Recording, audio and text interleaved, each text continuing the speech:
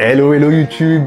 Vous avez un budget serré ou tout simplement vous ne voulez pas lâcher un rein dans l'achat d'un smartphone?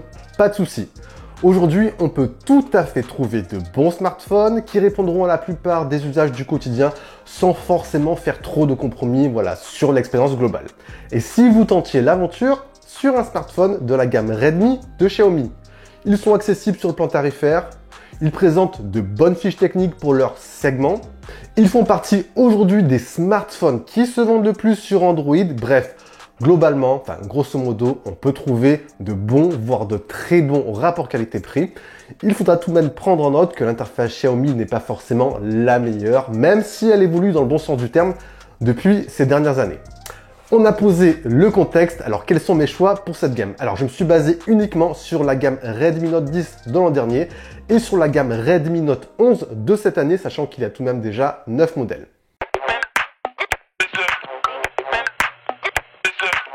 Allez, premier choix sous la barre des 200 €, le Xiaomi Redmi Note 11. C'est un smartphone qui a débarqué il y a très peu de temps, que je vous ai déjà testé sur la chaîne. Il a débarqué en config de base 4 Go de mémoire vive, 64 Go de stockage à 199 € et on peut même déjà le retrouver en promotion un tout petit peu moins cher. Sous la barre des 200 €, pour ma part, c'est le meilleur compromis du moment. Visuellement, bon, même si il n'y a rien d'original, il a un look dans l'air du temps. On notera le petit poinçon à l'avant, un look arrière très sobre. Côté expérience utilisateur, ensuite, il propose de bons arguments. Vous avez un grand écran de 6,67 pouces, AMOLED et en plus avec un taux de rafraîchissement 90 Hz. C'est vrai qu'à ce niveau de prix, honnêtement, très peu de constructeurs aujourd'hui proposent de tels arguments. En général, vous avez du LCD, voire pas de définition Full HD+. Ici, 90 Hz, de la modèle et une définition Full HD+. Un écran AMOLED, ça vous permettra d'avoir ici une dalle avec de belles couleurs, des noirs très profonds et le 90 Hz rajoute en plus de la fluidité lorsque vous allez naviguer. Et ça, c'est nickel. Un petit truc qui est également sympa côté audio, ici Xiaomi propose une immersion stéréo et vous avez également de la prise jack et ça c'est plutôt pas mal pour celles et ceux qui utilisent encore des casques filaires.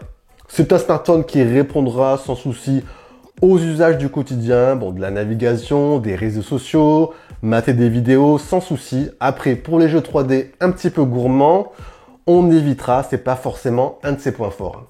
On termine par les deux points. C'est un smartphone qui se veut endurant avec sa grosse batterie de 5000 mAh, de quoi tenir à peu près un jour et demi à 2 jours selon votre utilisation.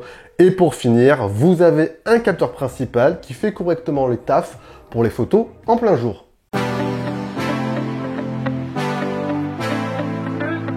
Mon second choix, c'est un smartphone. C'est le smartphone phare de la gamme Redmi Note de l'an dernier, le Redmi Note 10 Pro.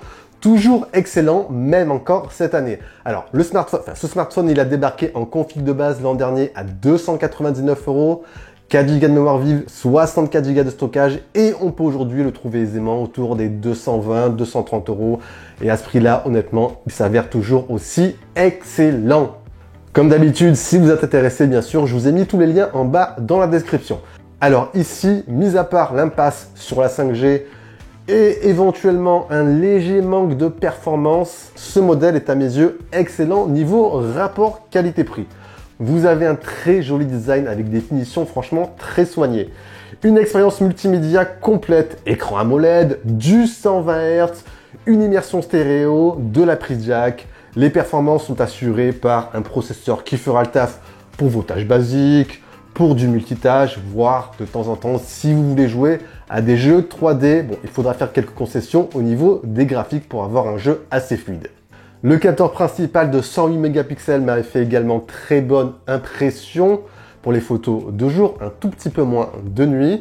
On a également une bonne batterie de 5000 mAh, de quoi tenir à peu près un jour et demi en usage basique. Et pour finir, vous avez en plus de la recharge rapide, 33 watts.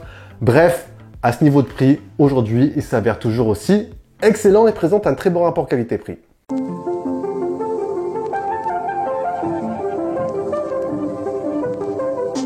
On continue sur mon troisième choix.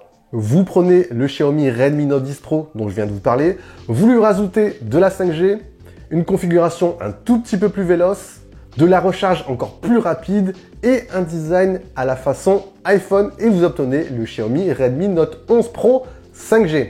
Alors, c'est un smartphone qui, globalement, présente une expérience légèrement plus évoluée que le Note 10 Pro. Processeur plus rapide et un tout petit peu mieux optimisé, donc un peu plus à l'aise pour les tâches plus lourdes en ressources. On passe également, comme je vous l'ai dit, sur une recharge plus rapide. Ici, on est sur du 67 watts qui vous permettra de recharger le smartphone en 40-45 minutes pour une recharge complète. Et pour finir, comme je vous l'ai dit, le smartphone adopte ici un design plus tendance avec un écran totalement plat, des bordures également totalement plates. Bref, un design franchement que j'apprécie. Petit conseil également, si vous ne le savez pas, ce Xiaomi Redmi Note 11 Pro 5G a un clone chez Xiaomi. C'est le Poco X4 Pro 5G. Hormis le design qui change légèrement au niveau du bloc photo à l'arrière, ce sont exactement les mêmes smartphones. Et si je vous en parle, c'est qu'en config de base, ce dernier est encore moins cher. 299 € et on peut même le trouver en période de promo aux alentours des 259 €. Et honnêtement, à ce tarif-là, c'est franchement une affaire.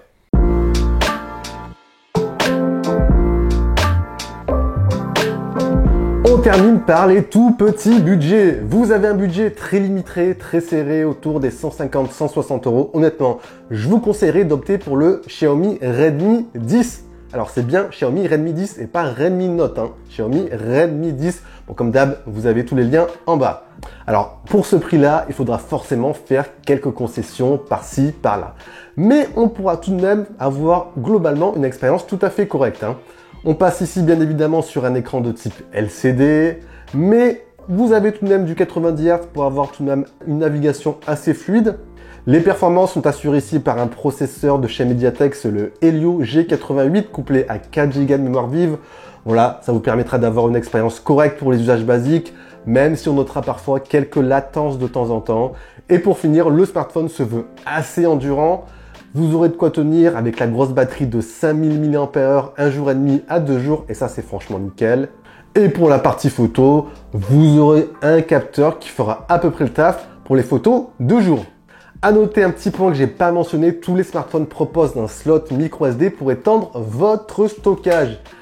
Et voilà les amis, on a fait un petit tour de mes choix concernant la gamme Redmi. Si vous avez des choix, enfin d'autres choix, éventuellement, vous envoyez tout ça en bas dans l'espace commentaire. Si vous avez apprécié, si cette vidéo, elle vous a été utile, vous envoyez le gros pouce bleu, vous partagez la vidéo. Ça, c'est très important pour le référencement, pour faire grandir la chaîne, etc.